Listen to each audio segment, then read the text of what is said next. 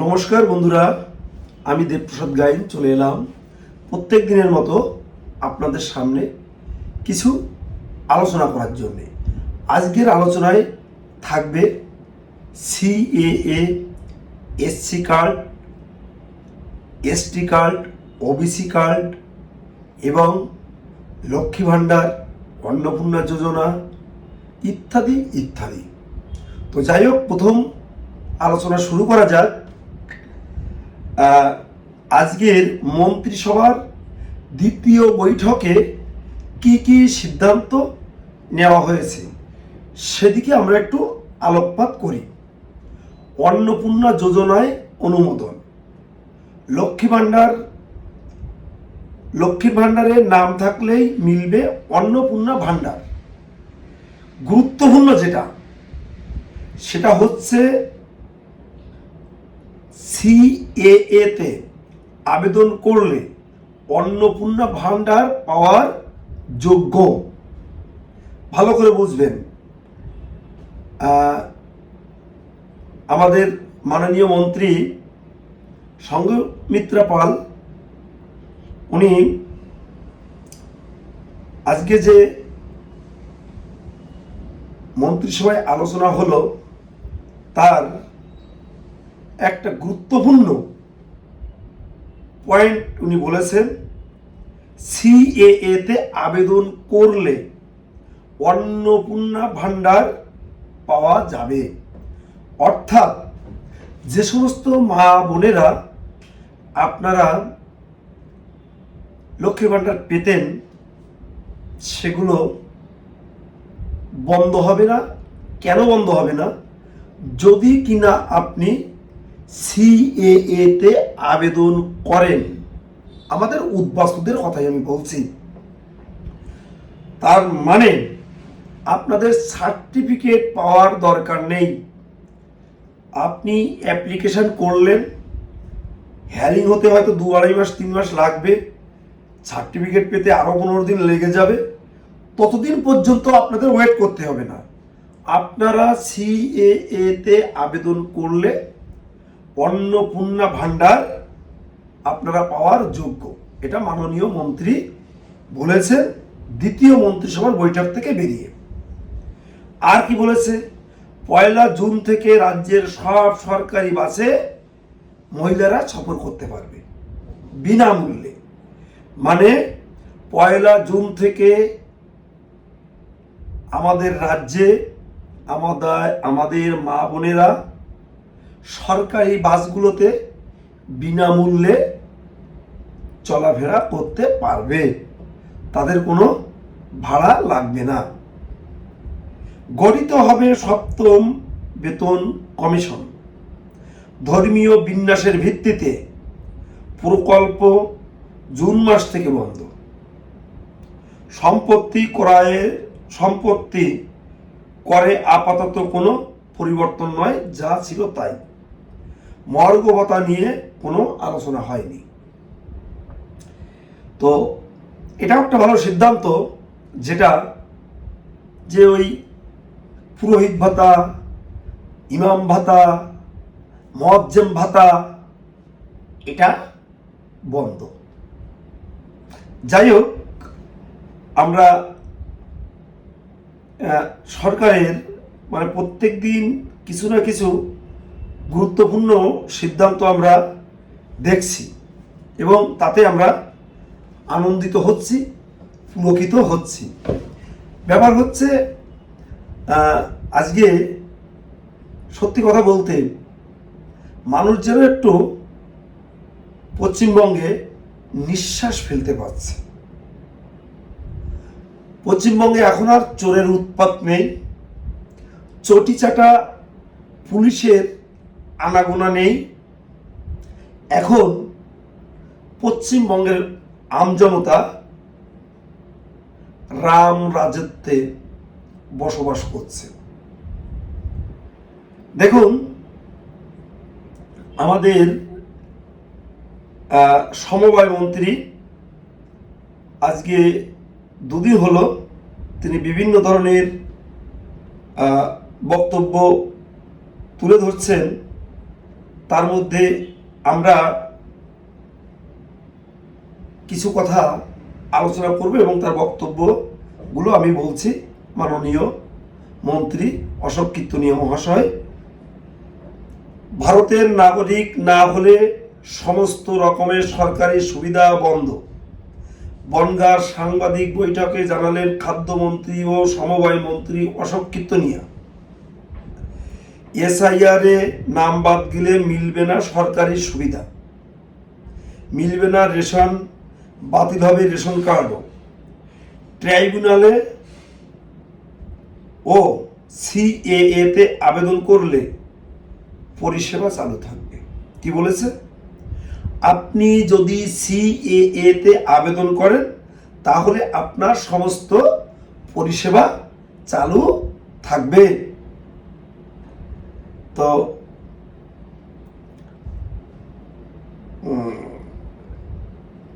CAA তে আবেদন করতে দেরি করলে বন্ধ হয়ে যাবে সরকারি পরিষেবা।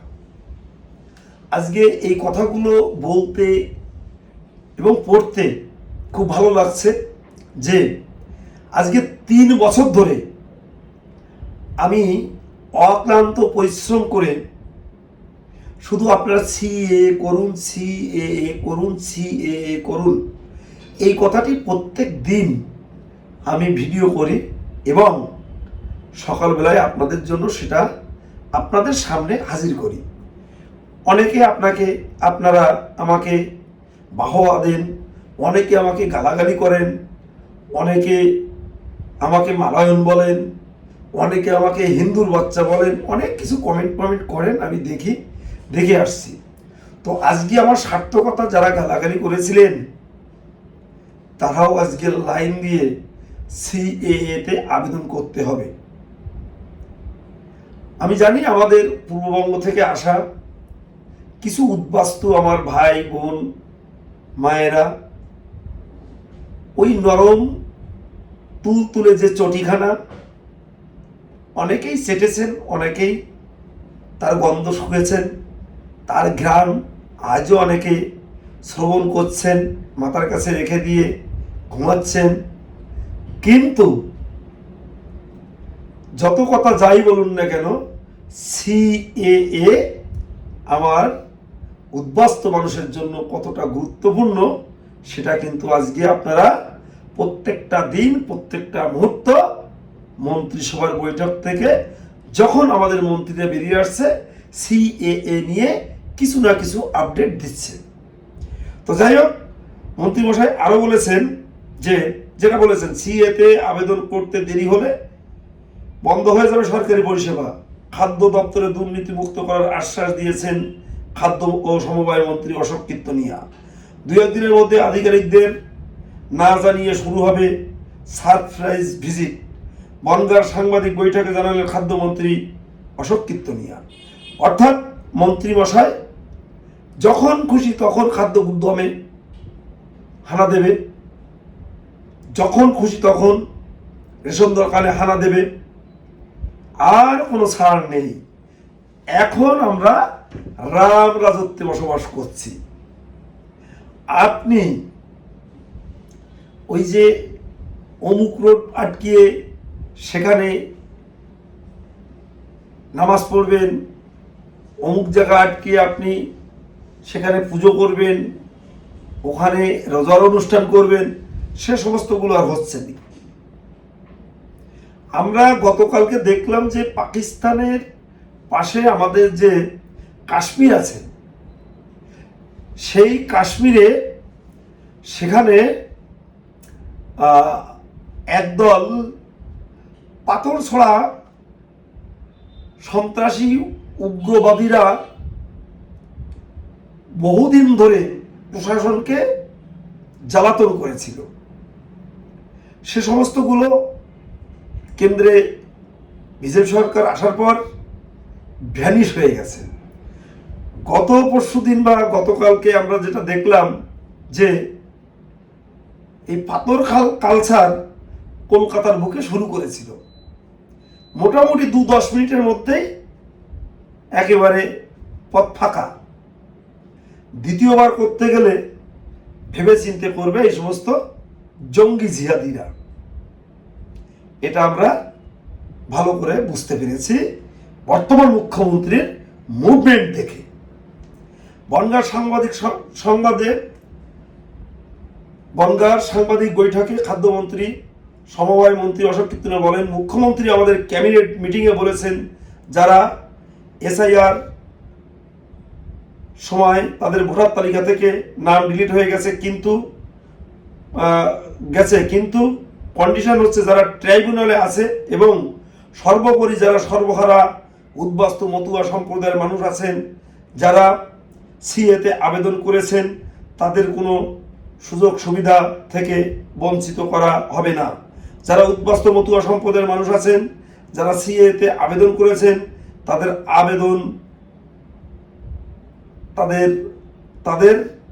আবেদন যাচাই বাছাই করে তাদের কোনো কিছু থেকে, কোনো সুবিধা থেকে তাদেরকে আমরা বাদ দেব না। কিন্তু বিগত দিনে প্রাক্তন মুখ্যমন্ত্রী মমতা বন্দ্যোপাধ্যায়ের হঠকারিত সিদ্ধান্তের ফলে সর্বহারা উদ্বাস্তু মতুয়া সম্প্রদায়ের যারা সিএতে আবেদন করেননি, তাদেরকে আমি বলবো আপনারা অবিলম্বে সিএতে আবেদন করুন, না হলে রেশন কার্ড ডিলিট হয়ে যাবে, সব রকমের সরকারি সুযোগ সুবিধা থেকে আপনারা বঞ্চিত হবেন। এই কথাটি আমি 3 বছর ধরে বলছি, আপনারা সিএতে আবেদন করুন, নাগরিকত্ব নিন, সার্টিফিকেটটা অন্তত নিন, তা না হলে আপনাদের সামনে বড় দুর্যোগ, বড় দুর্দিন আসছে।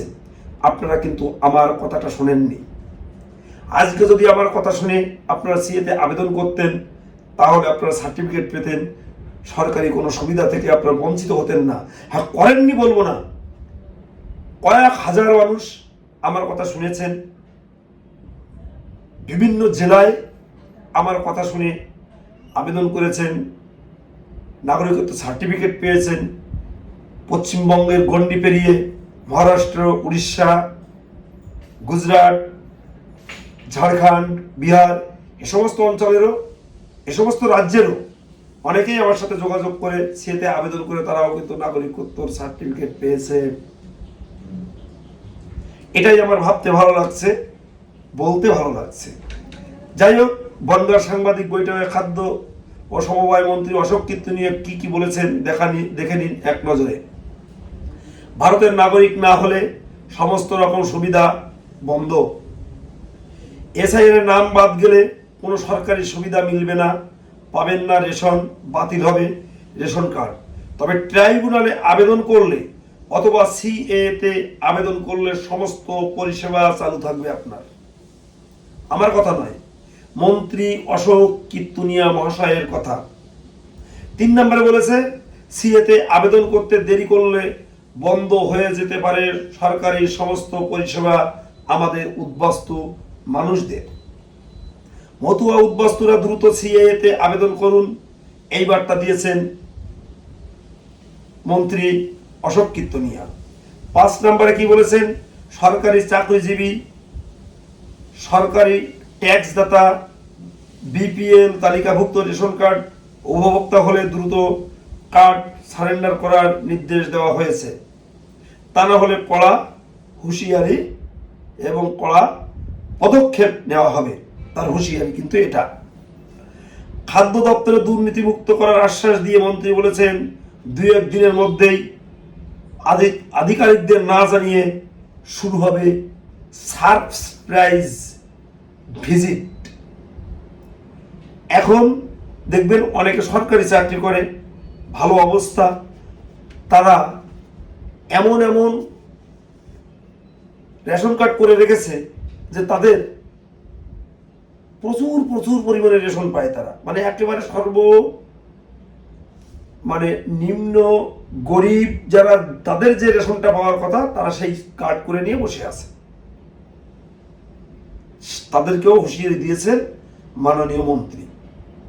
যাই হোক বন্ধুরা, আপনারা যারা আমাদের উদ্বাস্তু মানুষ, আপনারা অনেকে পুলিশে চাকরি করছেন, অনেকে পোস্ট অফিসে চাকরি করছেন, অনেকে সেনাবাহিনীতে চাকরি করছেন, অনেকে আপনারা স্কুল মাস্টার, বিভিন্ন সরকারি দপ্তরে চাকরি করছেন, অনেকে এসসি কার্ড দিয়েছেন। আপনাদের বলবো, আপনারা কোনো প্রকারে ভয় পাবেন না। আপনারা সিএএ তে আবেদন করুন। তাহলে কি হচ্ছে, মন্ত্রীর কথা মতো আপনার কোনো সুবিধা থেকে আপনি বঞ্চিত হবেন না। আপনার কার্ড বন্ধ করতে পারবে না। সিএএ অ্যাক্টের নিয়মে কিন্তু এটা স্পষ্ট করে বলা আছে। বন্ধুরা, প্রত্যেক দিন আমি এই সিএএ নিয়ে আলোচনা করি। সিএএ কথাটা আমি ইউটিউবে একেবারে প্রথমের দিকে প্রত্যেক দিন ছড়িয়ে দেওয়ার চেষ্টা করি। কেন জানেন? করি শুধু আপনারা সিএএটা যেন মাথার থেকে আপনাদের হারিয়ে না যায়। এটা করতে হবে, আমি প্রত্যেক দিন বলি। অনেকেই ভাবেন যে এই ছেলেটা পাগলের মতো ভকভক করে, হয়তো ওই একটা ভিডিও করলে হয়তো 200, 300, 400 টাকা আমার ঢোকে। আমি কিন্তু এই 200, 300, 400 টাকা আমার অ্যাকাউন্টে ঢোকে এই একটা ভিডিও করলে হয়তো আমি আপনাদের 15-20 মিনিট একটা ভিডিও করে 200, 300, 400 টাকা ঢোকে, অনেক সময় 500 টাকাও ঢোকে। এই টাকাটার জন্য কিন্তু আমি করি না। 200, 300, 400 টাকা ঢোকে, এই টাকাগুলো আমি কিন্তু নিজের জন্য শুধু চাল কিনে খাই না, অনেক মানুষকে কিন্তু আমি এই টাকা দিয়েই হেল্প করি। যে সমস্ত মা বোনেরা, যে সমস্ত আমার ভাইয়েরা অনেক গরিব, তারা সিএতে আবেদন করতে পারে না, অর্থাৎ তাদের কাছে টাকা পয়সা নেই, অন্যের বাড়ি বাসন মাজে, অন্যের বাড়িতে পরিচালিকার কাজ করে, অনেকে এসে কান্নাকাটি করে আমি কোনো টাকা দিতে পারবো না। আজকে যেমন আমার এক বনগা থেকে আমার এক মা এসেছিলেন তার মেয়েকে নিয়ে। তিনি বলছেন, বাবা আমি তোমার কাছে ছাড়া কোথাও করব না, আমি তোমার ভিডিও প্রত্যেক দিন দেখি, আমার কয় পয়সা লাগবে? আমি বললাম, আপনি মা যান, কাগজগুলো জমা দিয়ে যান, আমি আপনার ব্যাপারটা দেখব। এরকম অরহ আমার ভিডিওতে দেখবেন অনেকের আমি বিনামূল্যে বিনা খরচে আমি কিন্তু সিএতে আবেদন করে দিই। একটি টাকাও নিই না, 50 টাকা যেটা অনলাইনে আপনার পোর্টালে জমা দিতে হয় সে টাকাটাও আমি দিয়ে দিই। কোর্ট এফিডেভিট টোটালগুলো আপনারা জানেন। বিভিন্ন মন্দির থেকে যে আপনারা যে ধর্মীয় সার্টিফিকেটগুলো নেন, সে সমস্ত মন্দিরে তারাও কিন্তু একটা ব্যবসা বলবো না, তাদের একটা হক, মানে সেটা তাদের পাওনা। তারা একটা সার্টিফিকেট আপনাকে দেবে, সেটা তাদের পাওনা হিসাবে তারা আপনাদের কাছ থেকে নিচ্ছে। হ্যাঁ, আপনি সৎসঙ্গ অনুকূল ঠাকুরের মতো দীক্ষিত থাকতে পারেন, আপনি ইষ্টবৃত্তি দেন প্রত্যেক দিন। আপনি যখন বলবেন যে আমি হিন্দু, আমার একটা সার্টিফিকেট দিন, তখন কিন্তু তারা দুহাত তুলে উঁচু করে দিয়ে বলবে, আমাদের এখানে এই সমস্ত দেওয়া হয় না। অনেককে বলে দেওয়া হয় তুমি হিন্দু, তার প্রমাণ কি? গাঠিতে প্রত্যেক দিন তারা ইষ্টবৃত্তি দেয়, সে টাকাটা পায়। সৎসঙ্গ আশ্রম যদি বলে দেয় যে তুমি হিন্দু, তার প্রমাণ কি? আমরা হিন্দু সার্টিফিকেট দিতে পারবো না। আমার এক কাকা, উনি থাকেন নিউ ব্যারাকপুর, কালিদা বলে নাম, তার মেয়েটা মারা গেছে। কিছু টাকা মেয়ের নামে ছিল ব্যাংকে নমিনি হিসেবে, বাবা সেই টাকাগুলো, সে টাকাটার অঙ্কটা আমি আর বলছি না, টাকাটার অঙ্কটাও বড়। তিনি কিন্তু সৎসঙ্গ আশ্রমে সেই টাকাটা দান করে দিয়েছিলেন এবং প্রত্যেক দিন তিনি ইষ্টবৃত্তি রাখেন এবং মাস শেষে ইষ্টবৃত্তিগুলো জমা দিয়ে দেন। তিনি যখন সৎসঙ্গ অনুকূল আশ্রমে একটি হিন্দুত্বের সার্টিফিকেট চাইতে গেল, তাকেও বলা হলো তুমি হিন্দু, তার কি প্রমাণ আছে? ভারত সেবা আশ্রম বালিগঞ্জ আমাদের প্রচুর লোক যায়, সেখানে গেলে তাদের সাথে কি ধরনের কি হয়, দক্ষিণ 24 পরগনার আমাদের উদ্বাস্ত মানুষের থেকে আর বেশি কেউ জানেন না। তাছাড়া অনেক জায়গা আছে, বড় বড় জায়গা, আমি তাদের নাম বলতে চাচ্ছি না। সার্টিফিকেট পেতে গেলে টাকা লাগছে, টাকা, একটা বাণিজ্য শুরু হয়েছে।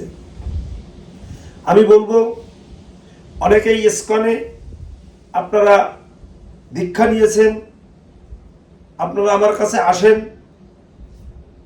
তিলক কেটে আসেন, গলায় অনেকগুলো মালা থাকে, বলেন আমি ইসকনের সদস্য।